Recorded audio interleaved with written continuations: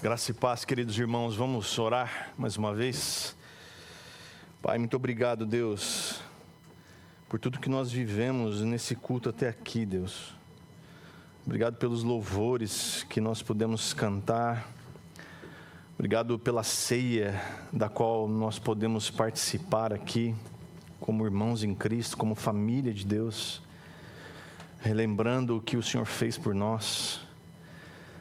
Obrigado, Senhor, pelo presente que é estarmos aqui hoje, Deus, livres para proclamar, Deus, que Jesus Cristo é o Senhor. Nós temos essa liberdade, Senhor. Em nome de Jesus, Pai, fala conosco nessa manhã, para a honra e glória do Senhor. Amém, meu Deus. Amém. Amém, queridos. Nós continuamos na nossa série que a gente iniciou domingo passado, as cartas de um prisioneiro, agora em Colossenses.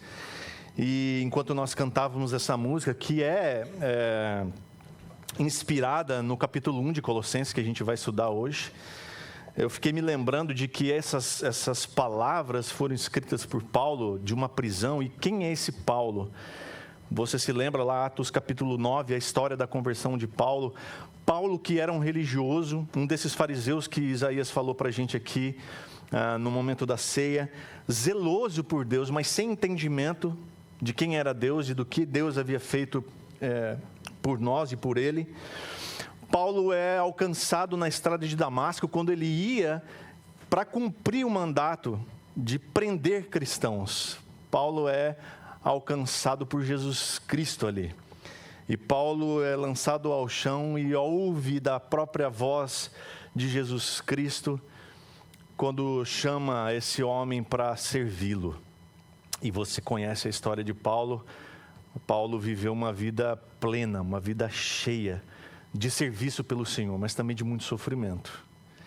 Eu fico imaginando Paulo dentro de uma prisão escrevendo frases como essa que a gente acabou de cantar. Meus irmãos, isso é de uma grandiosidade saber que alguém ama tanto a Deus assim, mas tanto a Deus, que não se conforma de guardar para si aquilo que ele tem aprendido do Senhor, mas ele precisa compartilhar. E mesmo preso, ele cumpre esse chamado de compartilhar esse Deus que é libertador. Eu queria convidar você então a abrir a sua Bíblia em Colossenses capítulo 1. Na semana passada nós vimos sobre a fé como fundamento do Evangelho em nós. Nós vimos a esperança como a motivação que todo crente deve ter através do Evangelho. E nós vimos o amor, que é a expressão do Evangelho em nós.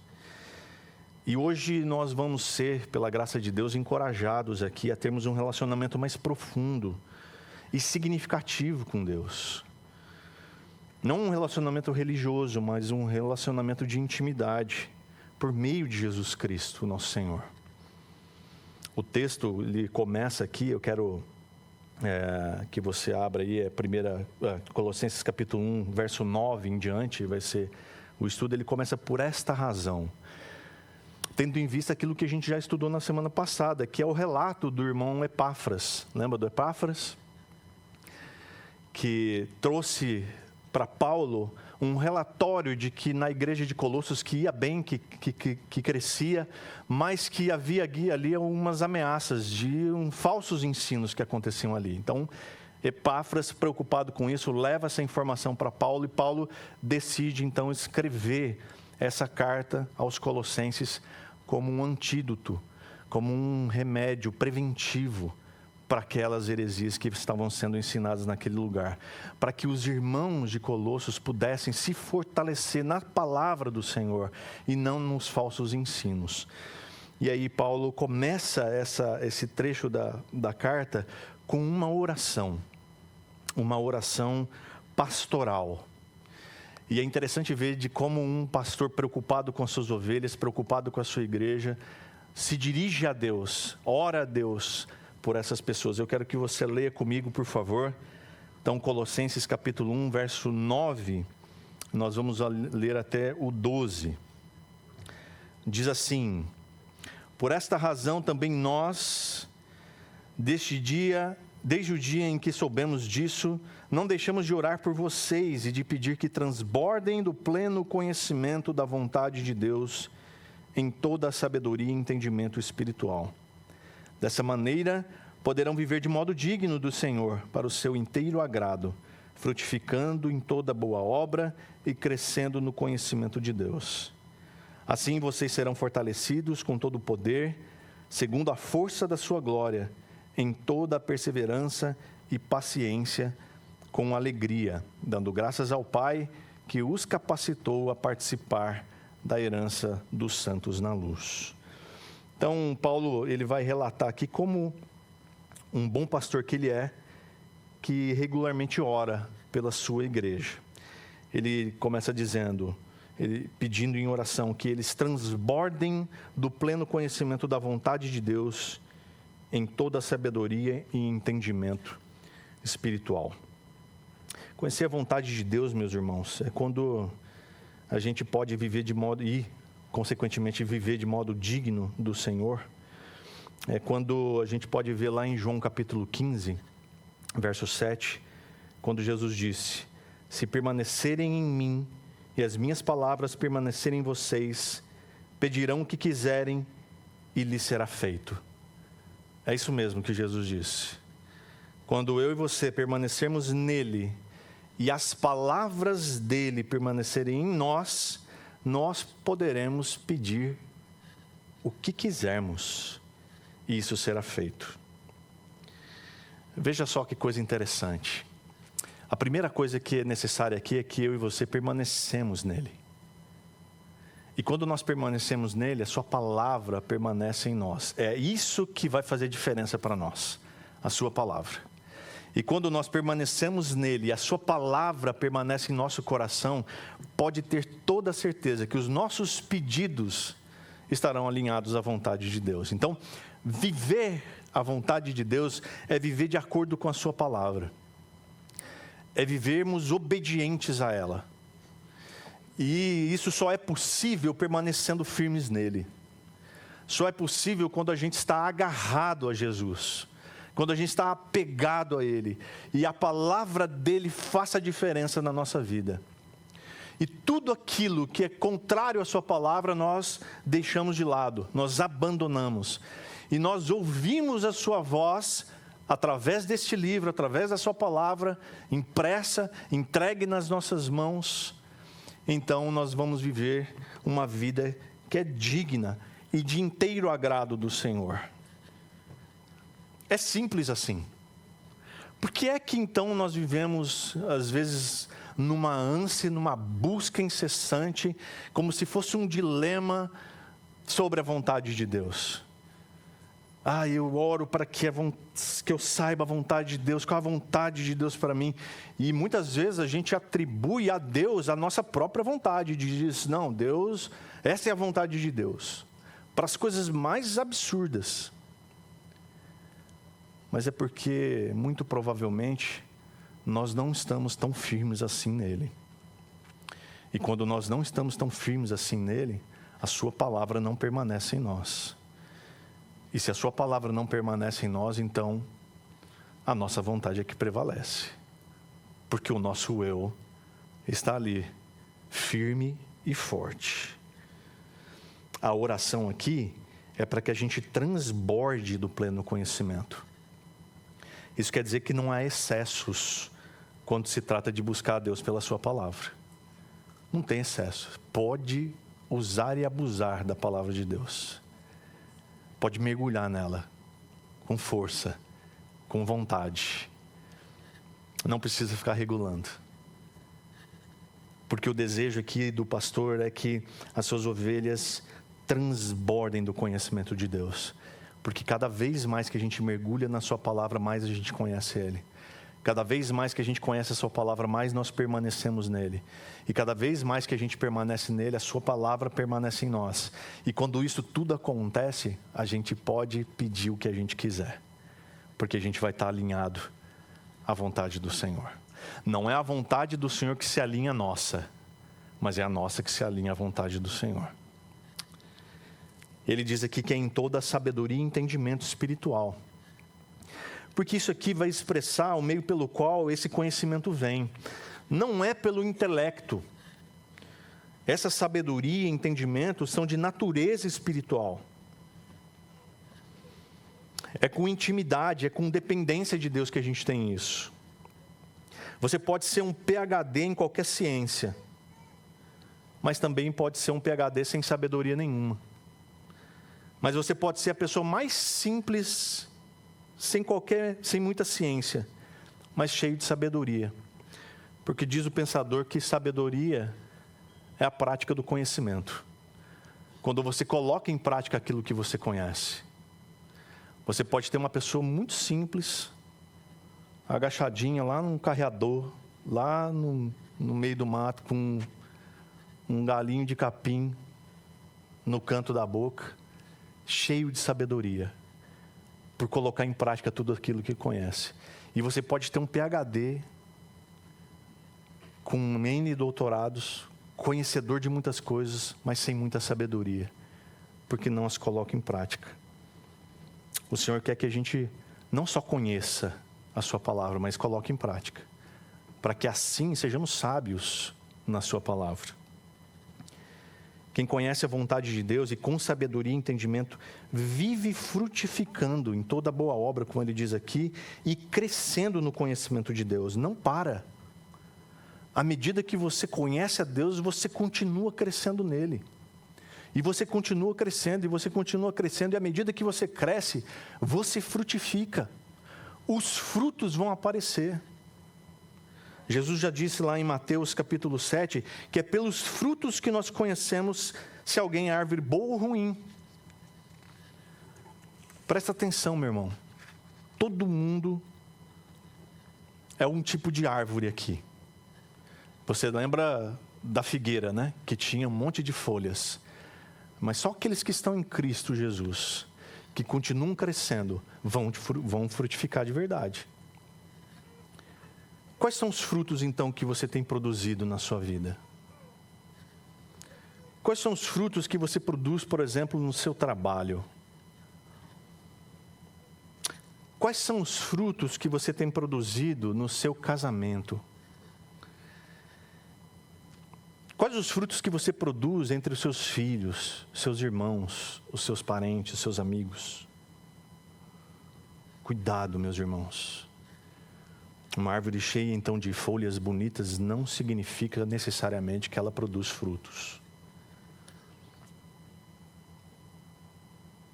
Às vezes a gente olha para uma árvore bela, formosa, cheia de folhas, e a gente vai sedento ali, querendo encontrar algum fruto, e quando chega ali, só tem folha.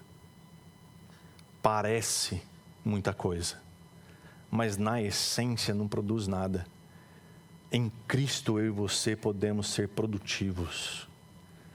Em Cristo eu e você podemos produzir muito fruto, se permanecermos nele. E esse fruto, meus irmãos, glorifica a Deus.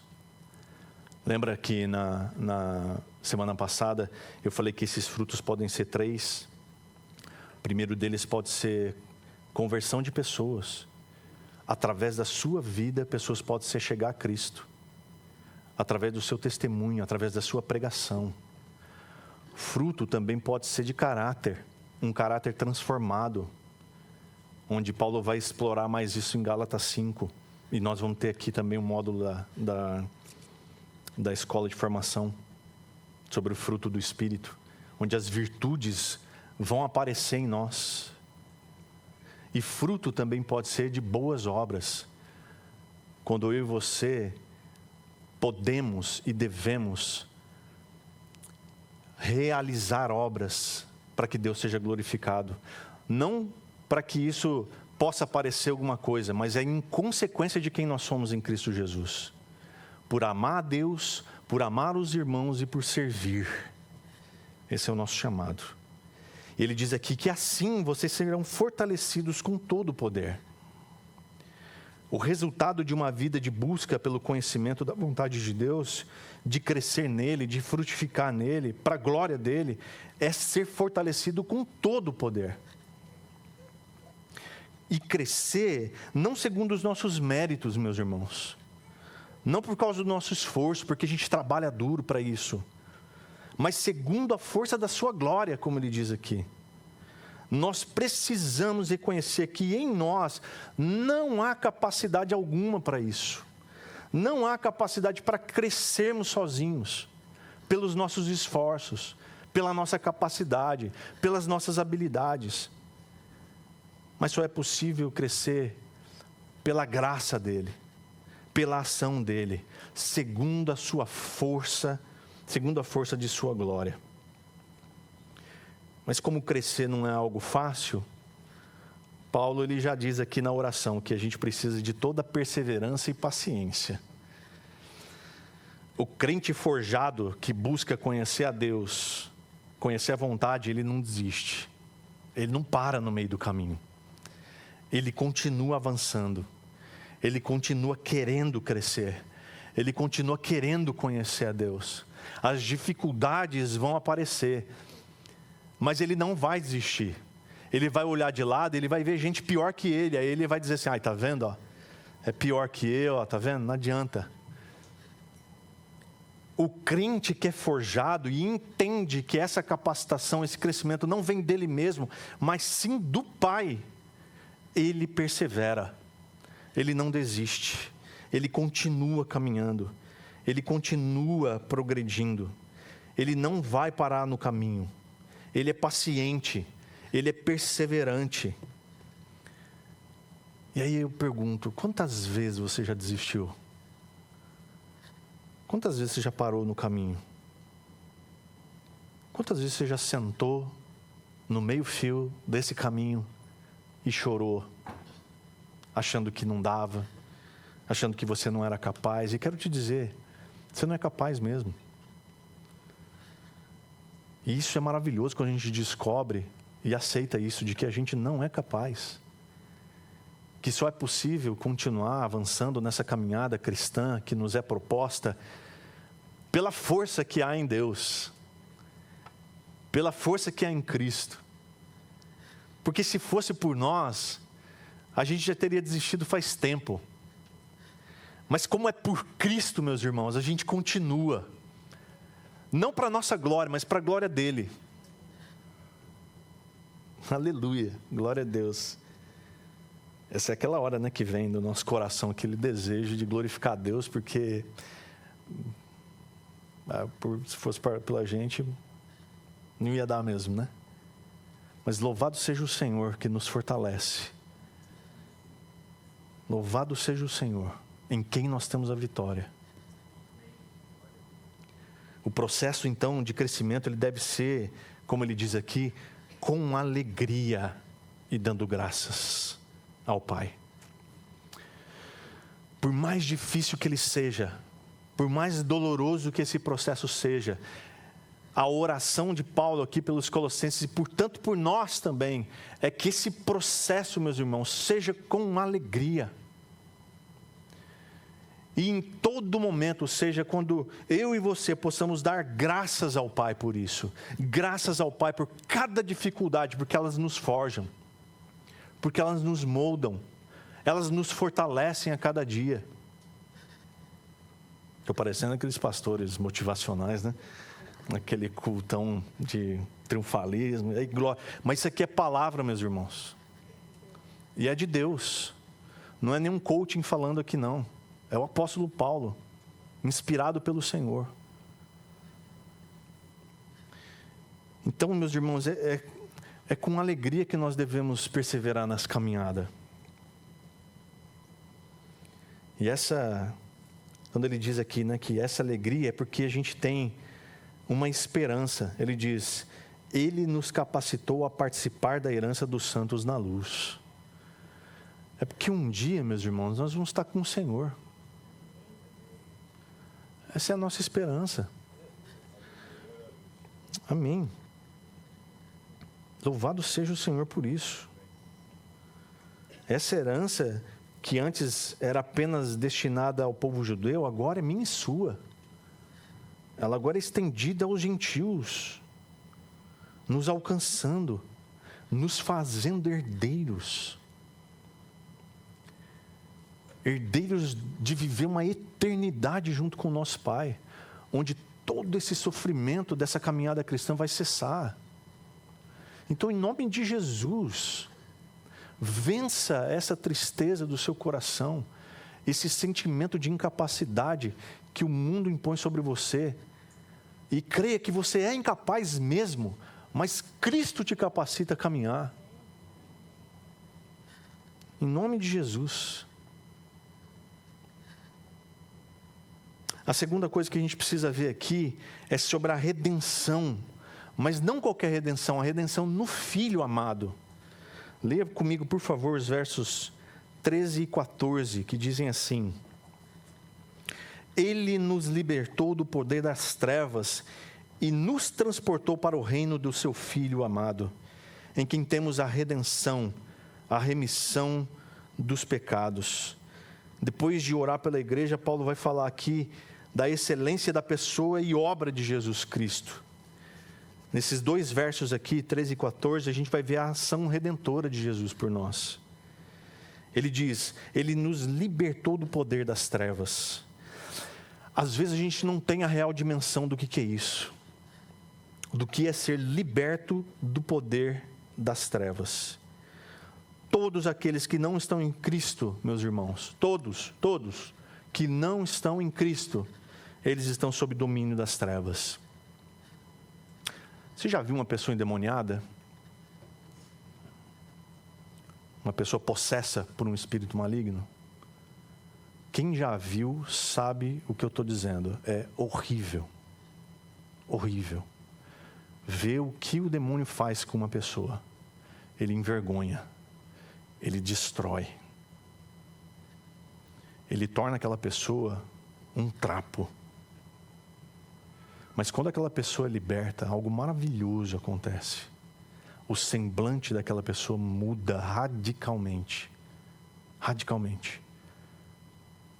Se você já viu um endemoniado sendo liberto, você sabe do que eu estou falando. Quando Paulo fala aqui que ele nos libertou do poder das trevas, é disso. De alguém que era escravo, dominado pelas trevas, sendo resgatado dali. Sendo alcançado, sendo liberto. Paulo lhe dá testemunho do que o próprio Cristo lhe disse em Atos 26, 17 e 18. Quando ele diz assim, Cristo dizendo para ele, vou livrar você do seu próprio povo e dos gentios, para os quais eu o envio. Vou te livrar, mas eu envio você para eles. Para abrir os olhos deles e convertê-los das trevas para a luz, e do poder de Satanás para Deus, a fim de que eles recebam a remissão de pecados, e não só isso, herança entre os que são santificados pela fé em mim. Que bênção! De condenados, escravos de Satanás, somos então feitos filhos com direito à herança. Não é maravilhoso isso? Ele diz aqui que Ele nos transportou para o reino do seu Filho amado, em quem nós temos a redenção e remissão de pecados. Deus nos tira do domínio das trevas e nos transporta para o reino do seu Filho. Quando nós já vivíamos em trevas, na escuridão, sob o domínio de Satanás, nós somos resgatados de lá e transportados para o reino do seu Filho. Um reino de luz, de paz e de amor. E mais do que tudo, liberdade. Nesse reino nós somos considerados justos. Não pelos nossos próprios méritos, que a gente estava lá condenado. Mas porque Ele nos fez justos. Não porque a gente merecesse, mas porque Ele pagou o alto preço pelos nossos pecados, nos trazendo a redenção. Romanos capítulo 3, verso 23 e 24, nos diz assim, pois todos pecaram e carecem da glória de Deus, sendo justificados gratuitamente por sua graça, mediante a redenção que há em Cristo Jesus. A redenção é a libertação mediante um pagamento do resgate. Ou seja, para nós veio de graça, mas alguém pagou. E pagou caríssimo. Pagou muito caro. Esse alguém é Deus, que pagou com a vida do seu próprio filho, o seu único filho. É de graça para nós. A gente cantou aqui, maravilhosa graça, que gostoso que é cantar. Mas custou caro. Custou o sangue do único Filho de Deus. Nós deveríamos cantar essa música com muita reverência. A remissão dos pecados é o perdão. É o cancelamento da nossa dívida. Deus pega aquela fatura enorme que eu e você temos e risca cada uma delas. Cada uma delas. Dizendo, você não deve. Você não deve mais. Você não deve. Meu filho pagou. Por cada um desses pecados, meu filho pagou. Por cada um deles. Você não deve mais. Diante disso, meus irmãos, o que nos resta? Nos resta louvar a Deus. Nos resta engrandecê-lo. E é isso que Paulo faz agora, a partir dos versos 15 a 19, quando ele transcreve aqui, talvez, a letra de um hino, de uma música, de uma canção de louvor e exaltação a Deus. Quando ele diz assim: Ele é a imagem do Deus invisível, o primogênito de toda a criação, pois nele foram criadas todas as coisas nos céus e na terra, as visíveis e as invisíveis, sejam tronos, sejam soberanias, quer principados, quer potestades, tudo foi criado por meio dele e para ele. Ele é antes de todas as coisas, nele tudo subsiste. Ele é a cabeça do corpo que é a igreja. Ele é o princípio, o primogênito dentre os mortos, para ter a primazia em todas as coisas, porque Deus achou por bem que nele residisse toda a plenitude. Que hino maravilhoso! Agora Paulo, ele louva a Deus, o senhorio de Deus, diante de tudo isso, diante da libertação que ele nos proporciona. Só nos resta louvar ao Senhor. Só resta Paulo aqui escrever palavras de adoração ao Senhor. Ele é a imagem do Deus invisível. O nosso Senhor Jesus reflete perfeitamente a exata natureza de Deus. Russell Shedd, ele diz o seguinte: se quiser saber como Deus é, considere atentamente a pessoa de Jesus Cristo, o seu amor e a sua indignação, a sua misericórdia e a sua denúncia dos hipócritas, a sua humildade e a sua majestade, a sua atitude de servo e o seu senhorio. Ele é a imagem de Deus. Ele é o primogênito de toda a criação. Paulo não está dizendo aqui que ele foi criado, mas que ele é o início de toda a criação. Ele é quem governa toda a criação. Ele é o filho primogênito, ele tem direito por toda a criação. Ninguém é antes dele. Foi ele quem criou todas as coisas. Quando ele diz a seguir: porque o Senhor foi exaltado à primogenitura, porque nele foram criadas todas as coisas. Ele é a fonte de tudo que se originou, tudo que existe no céu, na terra e embaixo da terra. Absolutamente tudo que você vê ao seu redor, tudo que você não vê, tudo se originou no plano e no poder do Senhor. Os tronos, as soberanias dessa terra, os principados, as potestades do mundo sobrenatural, todos emanam do poder criador. Diz o pensador que Cristo, Ele próprio, enche o universo da maior profundeza até a maior altura com Deus e faz da alma humana o seu santo dos santos. Que coisa maravilhosa, meus irmãos. De toda a criação, Ele escolhe o meu e o seu coração para habitar. Por quê? Porque tudo foi criado por meio dele. Cristo é o agente do poder criador de Deus. É a partir das suas mãos que tudo existe. Se tudo então o que existe passou pelas mãos dele, então nós podemos ter a plena confiança de que ele também tem o controle sobre tudo. Para Cristo não tem acasos, pois nele todas as coisas encontram um sentido de ser. João 1,3 nos diz que todas as coisas foram feitas por ele, e sem ele nada do que foi feito se fez.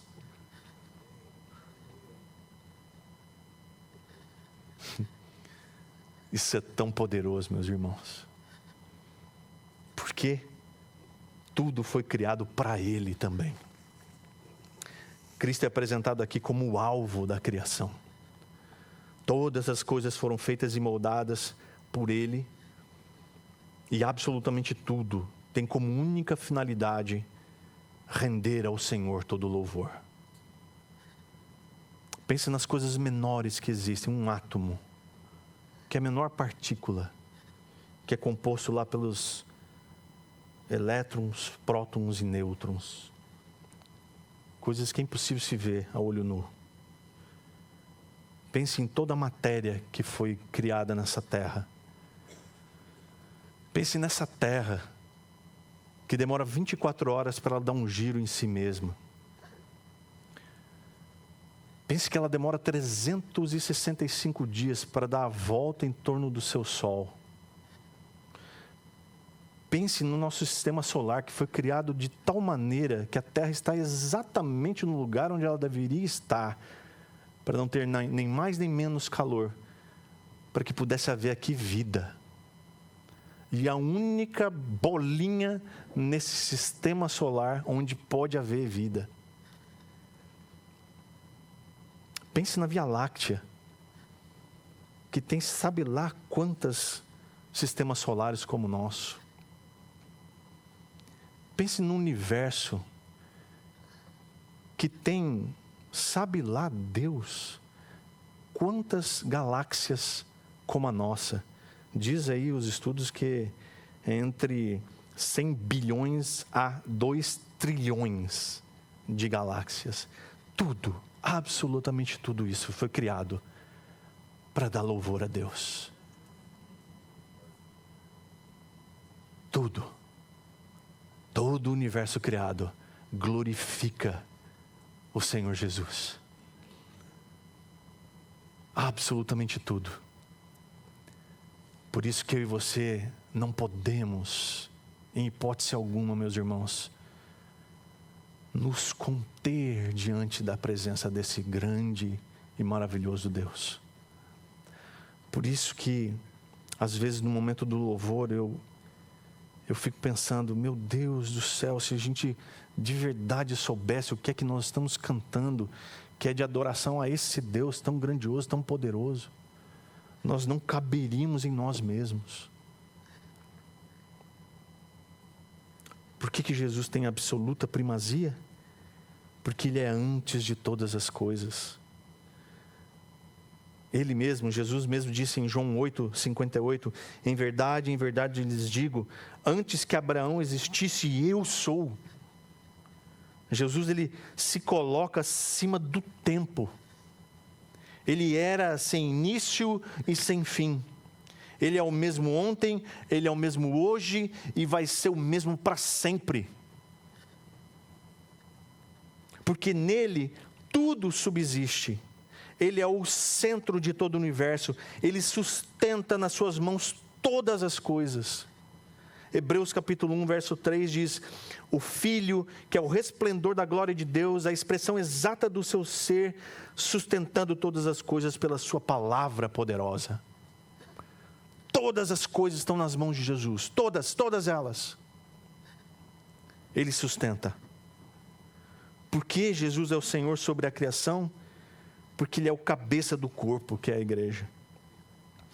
Jesus é o cabeça da igreja, assim como Eva foi criada do corpo de Adão, a igreja surgiu pela encarnação do Filho, no qual a morte e a ressurreição, Deus a criou.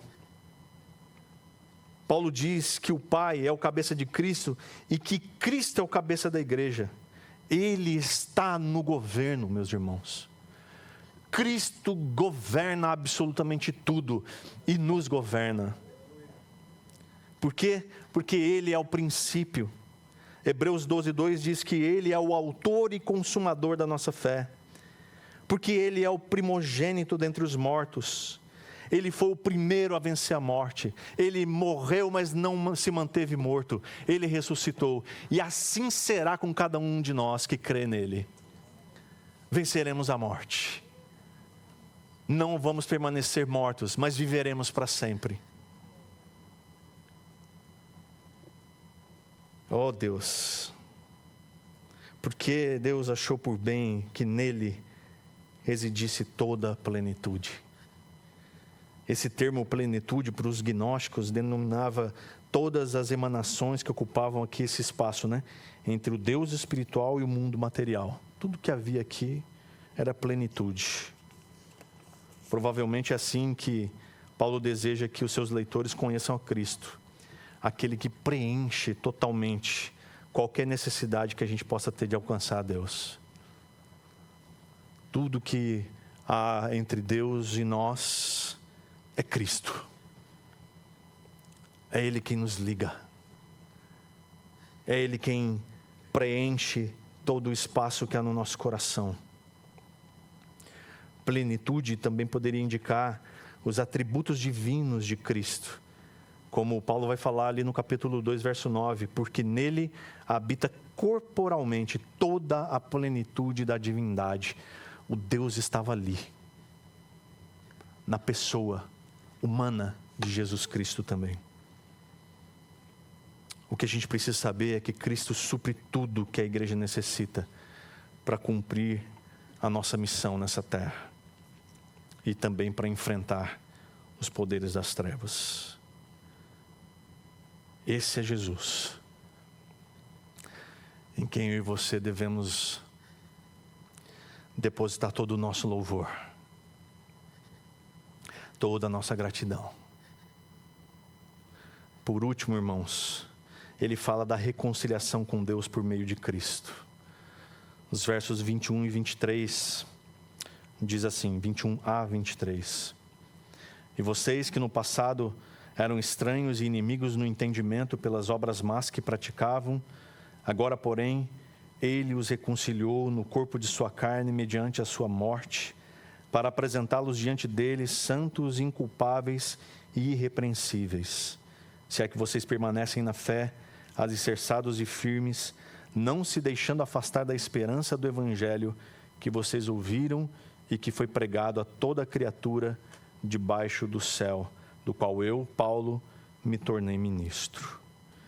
Então, depois de apresentar a pessoa de Jesus Cristo, Paulo nos apresenta aqui a reconciliação entre o homem e Deus, proporcionada por meio de Jesus Cristo.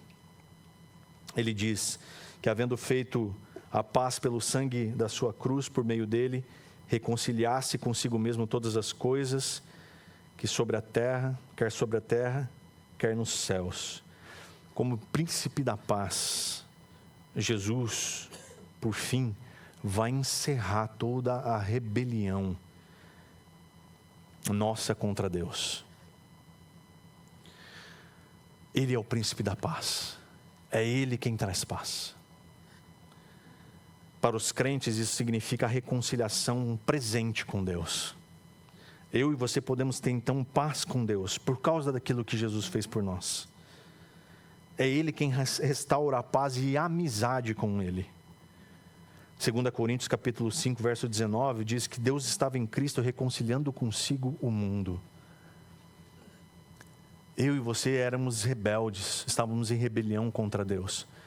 Mas através de Jesus Cristo, eu e você fomos reconciliados com Deus. A base para essa reconciliação é o sangue vertido na cruz. Toda a criação só pode ser reconciliada com Deus através de Cristo. Não tem outra forma. Você não consegue ter paz com Deus. Você não consegue se reconciliar com Deus através de nenhuma outra coisa, a não ser por Cristo. Nenhum santo, nenhuma atitude sua, nenhuma igreja, nada. Só Cristo. É só Cristo que pode te dar paz. E aí ele faz um contraste aqui, ele diz: e vocês que no passado, e depois mais para frente nos versos 21 e 22, e o agora. Ele faz esse contraste do que a gente era no passado e de quem nós somos agora. No passado nós éramos estranhos, diz ele aqui, porque nós estávamos alienados em relação a Deus, por causa das obras más que nós praticávamos, estranhos para Deus. Isso fez com que nós nos tornássemos inimigos no entendimento, inimigos de Deus. Assim como Romanos capítulo 1, verso 21 diz sobre nós, na antiga natureza, quando ainda não éramos alcançados por Cristo, ele diz: porque tendo conhecimento de Deus, não o glorificaram como Deus, e nem lhe deram graças. Pelo contrário, se tornaram nulos em seus próprios raciocínios, e o coração insensato deles se obscureceu.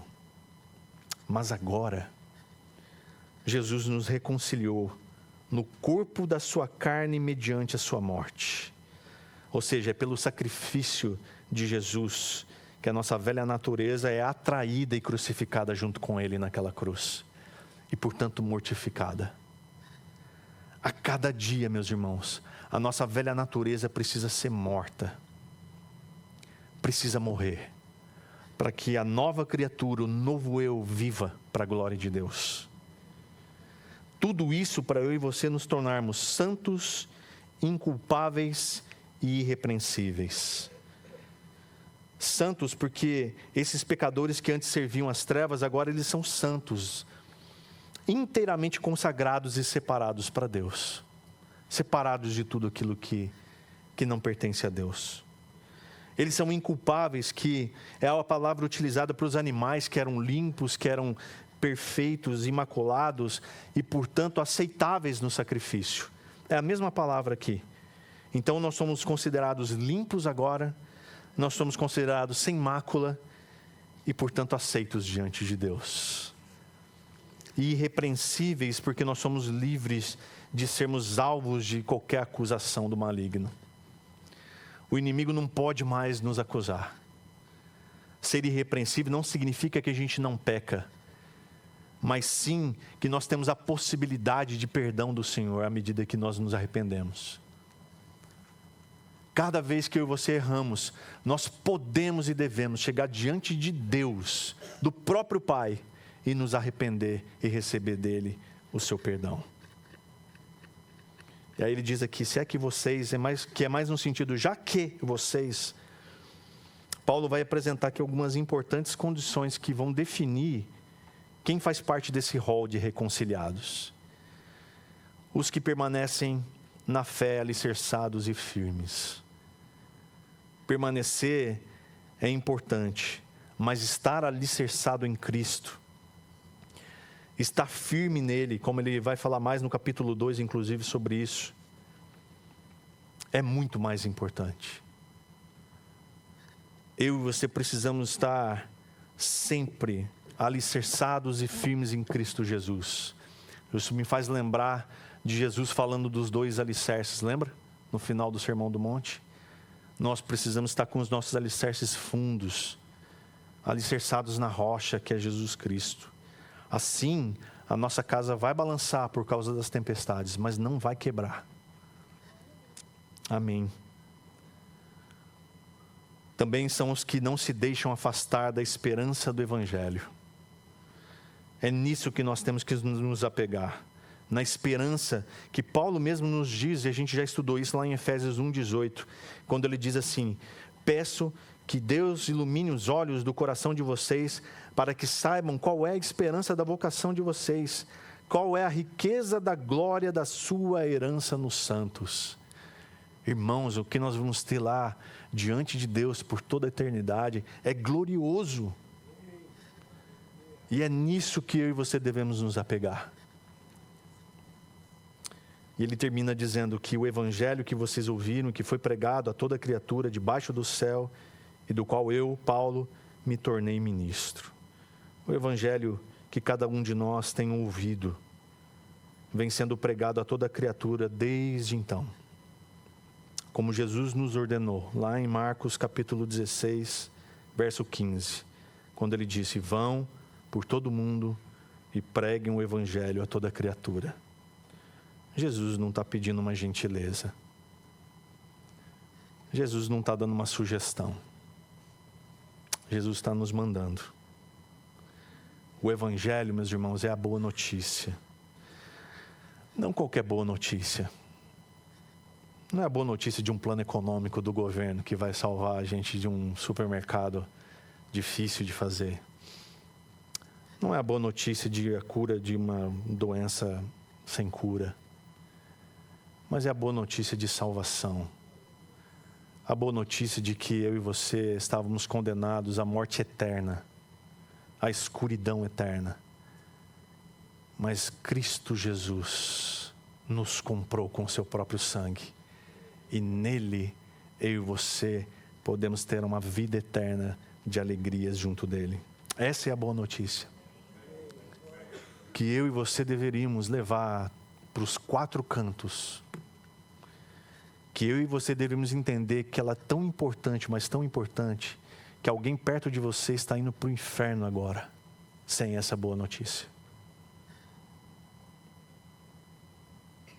Como ele diz assim, como Paulo diz, do qual ele é ministro, assim como ele, nós somos convidados a sermos ministros do Evangelho, a fim de que toda criatura possa ouvir essa boa notícia. Então, meus irmãos, hoje a gente pôde ver o amor pastoral de Paulo ao orar pela igreja, pelos seus irmãos em Colossos e, portanto, por nós também, para que nós sejamos conhecedores da vontade de Deus. A gente viu também que a redenção é pelo Filho amado de Deus, Cristo Jesus, que nos libertou das trevas e nos transportou para o seu reino. A gente pôde ver também que nós podemos adorar a Cristo, junto com Paulo, nesse louvor, a supremacia dele. E também fomos lembrados pela descrição da obra de Jesus, que nos reconciliou com Deus, para que nós sejamos santos, inculpáveis e irrepreensíveis diante do Pai. Que em nome de Jesus, meus irmãos, essa palavra encontre lugar no nosso coração e que ela se torne prática na nossa vida. Em nome de Jesus, que a gente possa de verdade adorar a Deus por quem Ele é, louvar a Cristo por tudo que Ele fez por nós e servi-lo para que a gente possa continuar crescendo e frutificando para louvor e glória dEle. Amém? Vamos orar? Pai, muito obrigado, Deus, pela Tua palavra. Como é bom, Senhor, sermos tocados por ela. E te peço, Deus, em nome de Jesus, que ela possa encontrar no nosso coração solo fértil, para que ela possa germinar ali, para que ela possa crescer e dar frutos. Frutos que glorifiquem o Senhor. Pai, em nome de Jesus, que nessa manhã, Deus, a Tua palavra seja plenamente compreendida por nós e aplicada na nossa vida. Que Deus, o nosso Pai, Pai de amor, que o Filho que nos resgatou, nos livrando de todo o pecado naquela cruz, e que o Espírito Santo, que nos une a Deus e aos nossos irmãos, esteja sempre conosco, em nome de Jesus. Amém.